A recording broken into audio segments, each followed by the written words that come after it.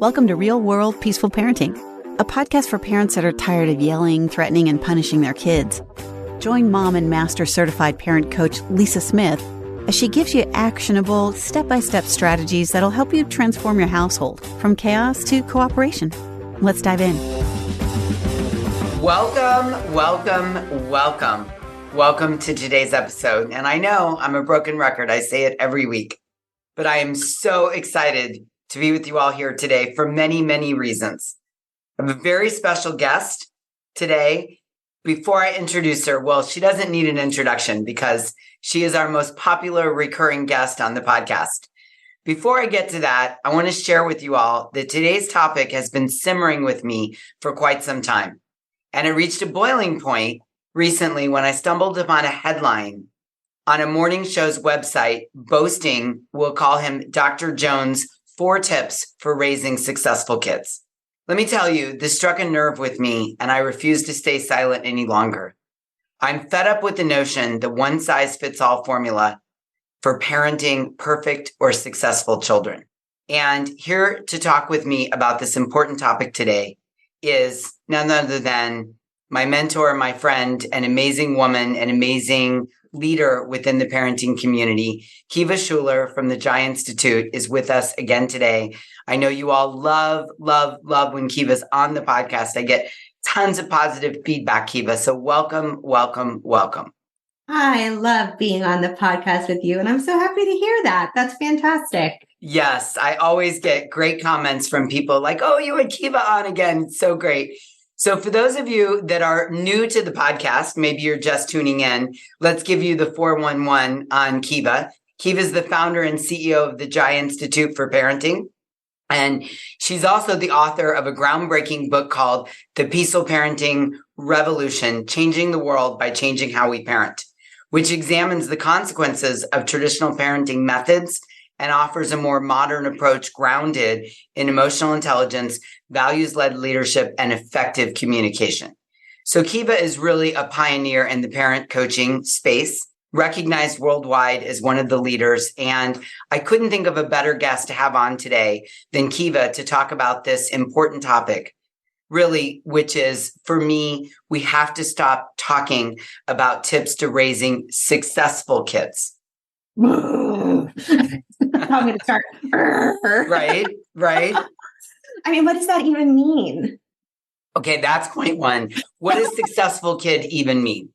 Right. And what I really find that really got under my skin, and I feel myself getting emotional even as we start talking about this, is the idea that we are going to read a book or take parenting classes or do parent coaching to gain the outcome of successful kids. To me, it feels incredibly manipulative, and it feels like a sense of control shrouded in peaceful parenting.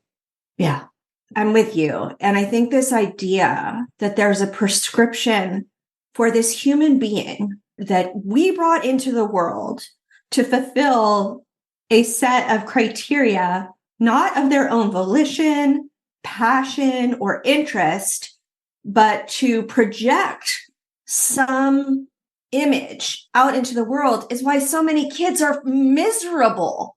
They're being put into a box and told, if you don't play this game, you're not a good person, you're not successful, you're lazy, you're this, you're that. And no wonder they're all feeling so disenfranchised. Mm-hmm. Yeah, I mean, parenting is about so much more than reaching a finish line at the end. And, to me, when I work with people, I'm helping them create genuine connection. I'm helping parents foster self-regulation and allow our children to discover their own paths, right? And so to me, the essence of this is really getting to the essence of parenting and dismantling the idea that connection is a reward for good behavior. Connection is not the reward for success or perfection or being a good kid. A connection is the underbelly. It's the foundation of the relationship you have with your child.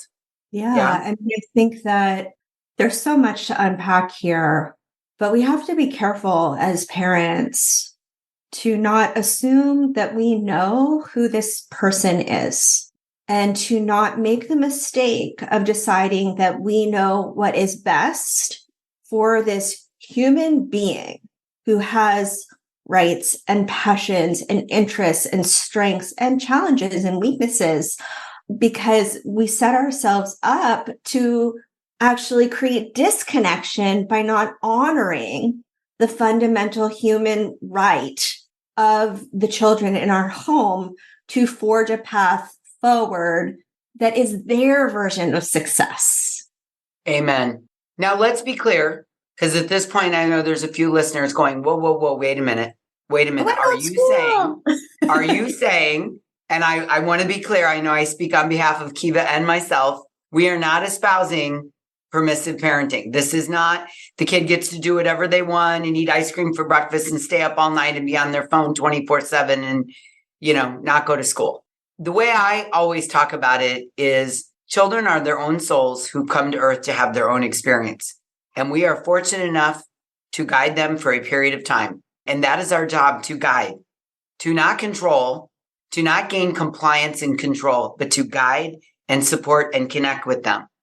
So as the fully developed brain, as the peaceful leader of the household, it is our responsibility to guide our kids and set some limits and teach them right from wrong.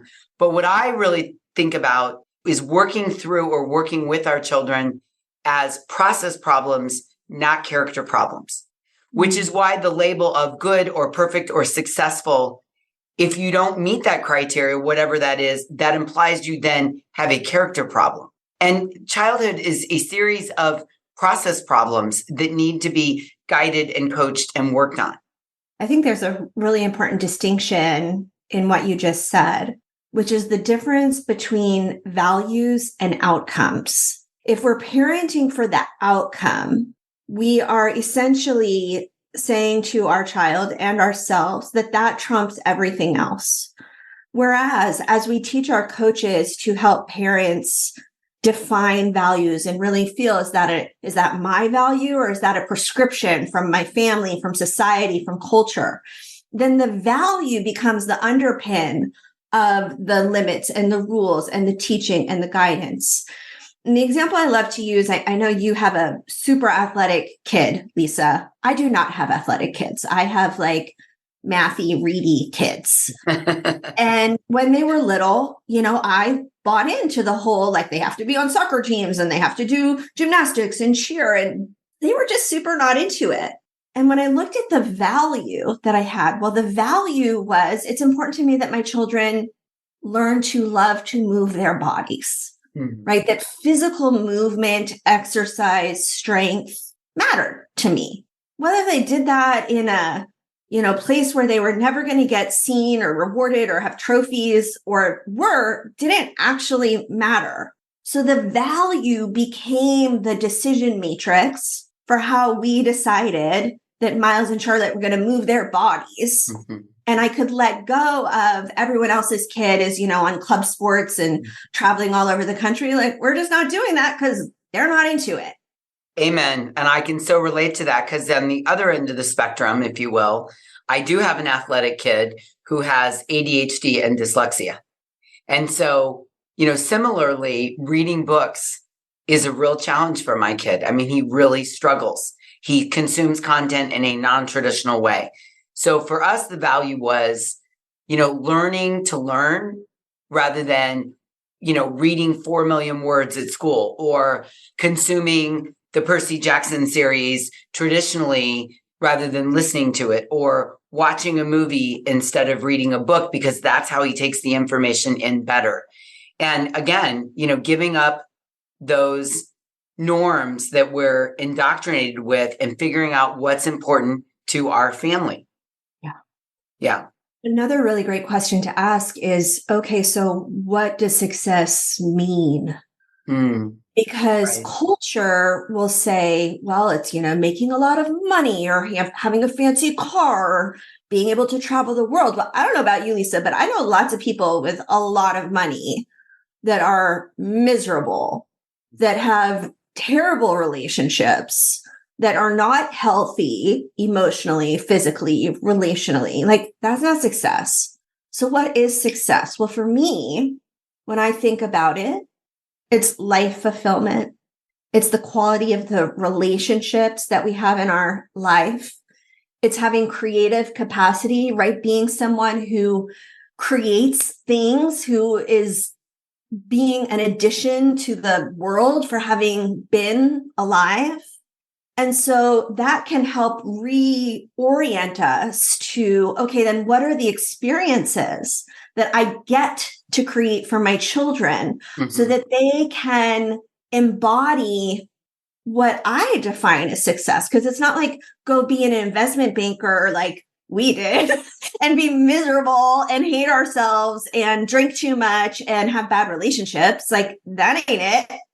I agree. I agree. And, Kiva and I both have 18-year-old-ish young men. I was going to call them boys, but we can no longer use that descriptor. Young men who are about to go off to college. And who knows what the future holds. But as, I watched my son and his friends graduate, it became clear to me that success is the path to success, if I even want to use that word, the path forward, let's say, looks different for many different kids. Some are going off to school, some are going to trade school, some are going to get a job, some are going to travel, some are working on their mental health and feeling good about themselves before they can take that next step. And to me, all of that is the path forward. And what I really want parents to do is, support the path forward. Alfie Cohen has this great sentence or phrase: children don't just need to be loved. They need to know that nothing they do will change the fact that they're loved. And, really, I think about parent coaching and what I do and what you train other coaches to do. I really think about it in this way. And I want to get your take on this, Kiva.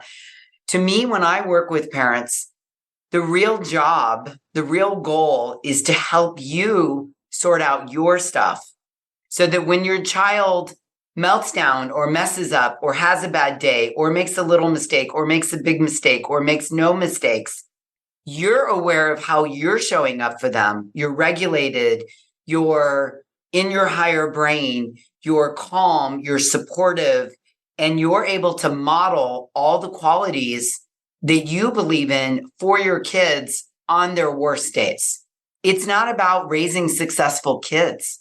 You made me think of another aspect of it, which is all this pressure that we feel to have our kids be successful is also causing us to over parent and over compensate and do things for them so that it's all done perfectly. And I don't know about you, Lisa, but this going into college experience has been illuminating in witnessing, in the school that my kid is going to, the parents' Facebook group and kind of the perseverating and hyper parenting and doing everything for them. And I just want to kind of like scream into the void, like, let them do it and let them not succeed. Let them miss the email. Let them buy their own things for their room. Give them a budget. Let them sign up for their own classes. And I really think it's all tied up in this same conversation, which is if I take my hands off the wheel, that my child will not be successful. But how are they going to learn to navigate life if we don't let them? Completely. It's almost like let's encourage parents to embrace the idea that parenting is a continuous learning process rather than a checklist of prescribed tips or strategies, right? I mean, I think it's just a great way to say it. Like, you're not getting a grade at the end of this. Surprise, if you don't know this, you're not getting an award and you're not getting a grade, right? So it's a continuous learning process of a relationship rather than a prescribed checklist that is going to result in a performance review or a grade.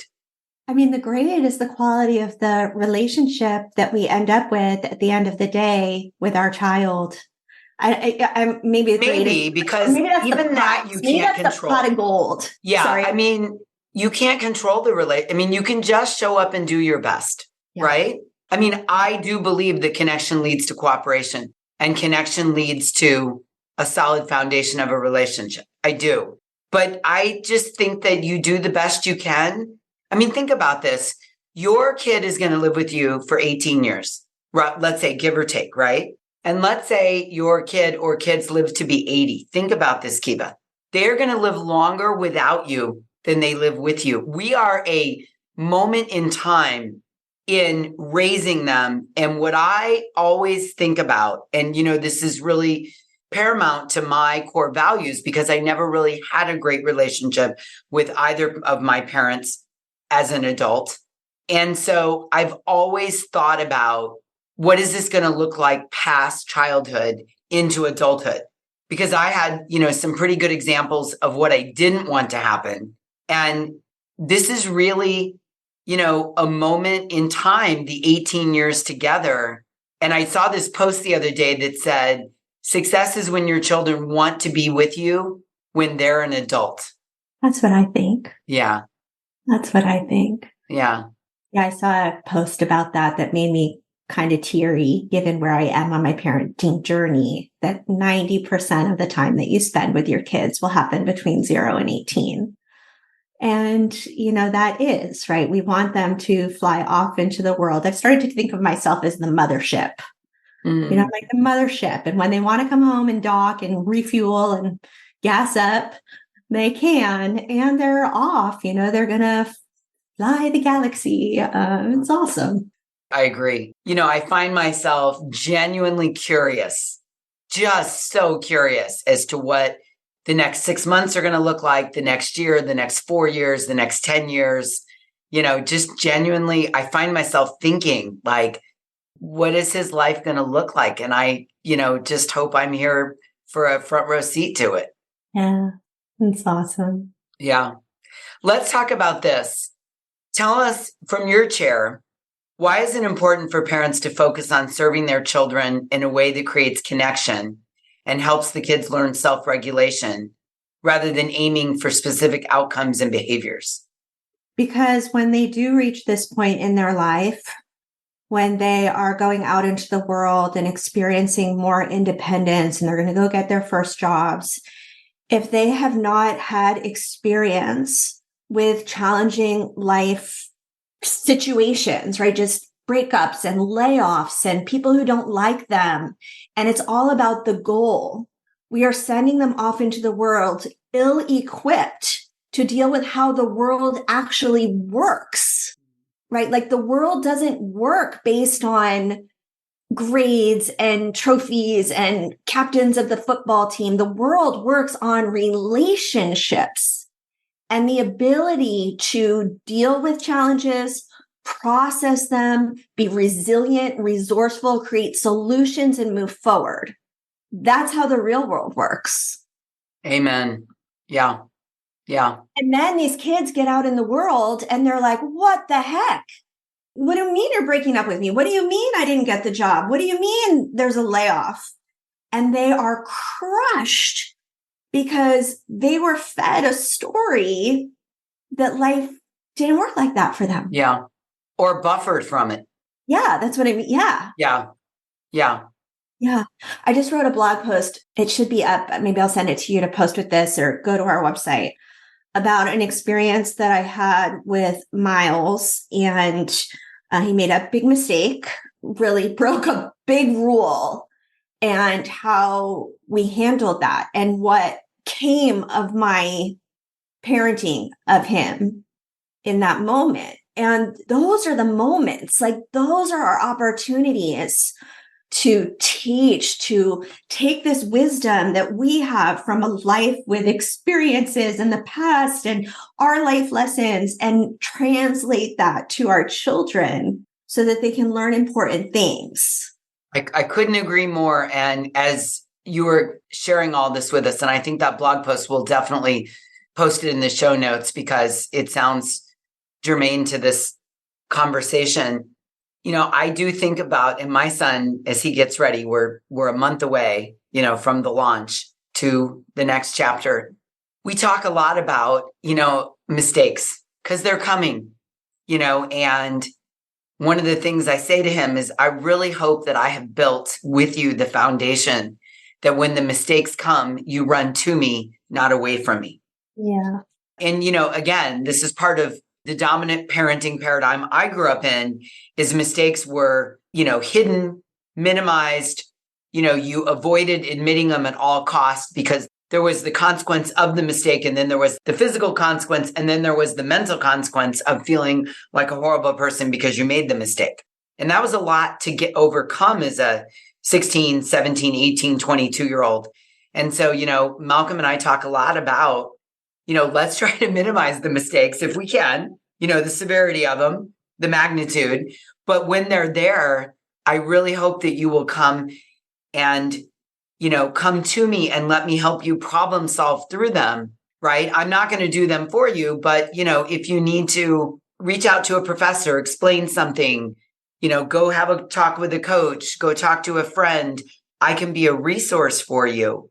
And I think that's also one of the foundations or the benefits of connection, right? If you feel seen, heard, and valued, then I'm a resource for you. And don't we all want that for our kids at the end of the day? I mean, that would be another put in the success pile, right? Is my child trusts me enough to come to me in their most vulnerable moments? Yeah. And That I'm the saves safety net. lives. And again, that doesn't mean that we have to be permissive parents and say, oh, don't worry about it, Kiva, it'll be fine, right? That's not what we're saying here. We're saying, I want to be the safe place you can come and work through what happened, what went wrong, how do I make this right? What do I need to do from here? How do I prevent making the mistake next time? Where could I have made a better choice, right? I want to be that sounding board for my child as much as possible without them fearing judgment from me. I've said to my kid before, I'm not happy about this. This does not make me proud. I'm disappointed. I'm sad to hear you made this choice, but I'm not doing it to attack his character. I'm doing it to infuse our values and recalibrate the internal compass that I hope I've turned on. Yep. Yes. Amen.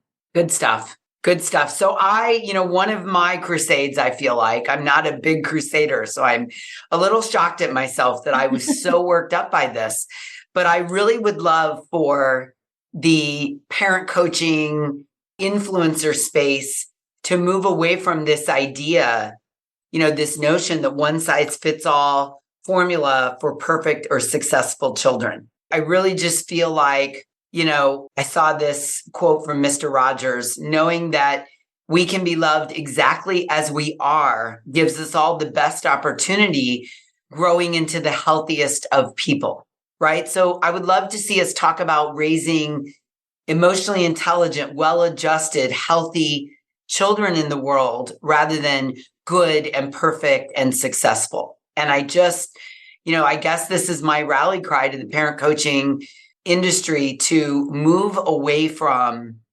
dangling the carrot of perfection and move towards the idea of let's work on ourselves.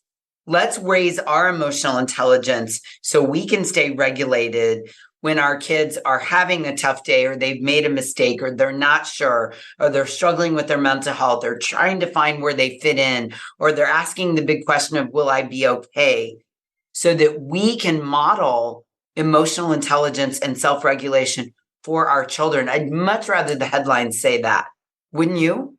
Oh, yes, please. Oh, yes, please. I don't know. I have, visions of like moving back to a future where we have woodworkers and artists and musicians and, I don't know. I think it was a simpler, happier time back then, but maybe that's a story I'm telling myself. Well, just freedom to be accepted as I am. Yeah. Right? As I am. I'm perfect as I am. I might be a work in progress, but at the moment, I'm perfect as I am. There's a great book, Drive, by Daniel Pink. It talks about how to create intrinsic motivation, right? The impulse to do the right thing, even when no one is watching, when it's not attached to a prescribed outcome. It's a great book, so read it. But it's one that stuck with me. I read it probably 15 years ago now.